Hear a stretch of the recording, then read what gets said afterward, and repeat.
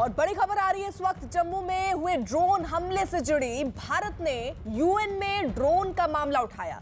गृह मंत्रालय के विशेष सचिव वीएसके कौमुदी ने यूएन में यह कहा कि ड्रोन बड़ा खतरा बनते जा रहा है और आतंकी इनका इस्तेमाल जासूसी के अलावा हथियारों की तस्करी और आतंकी गतिविधियों को अंजाम देने के लिए कर रहे हैं। भारत ने कहा कि आतंकी हमले के लिए ड्रोन का हथियार की तरह इस्तेमाल किए जाने पर सभी देशों को ध्यान देने की जरूरत है।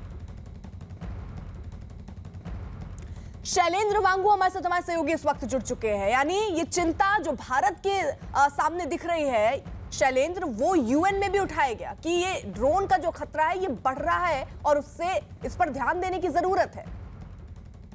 बिल्कुल अर्पिता, आपको बता दें कि यूएन में काउंटर टेररिज्म एजेंसीज यानी आतंकवाद विरोधी जो एजेंसीज हैं, इन तमाम देशों की यूएन की उनकी बैठक हो रही थी, जिसमें भारत की तरफ से जो गृह मंत्रालय के जो विशेष सचिव हैं वो इसमें शामिल हुए। उन्होंने कहा कि इसका इस्तेमाल, ड्रोन का इस्तेमाल जिस तरह से हो रहा है, आतंकी कर रहे हैं, ये पूरी दुनिया के लिए चिंता का विषय है।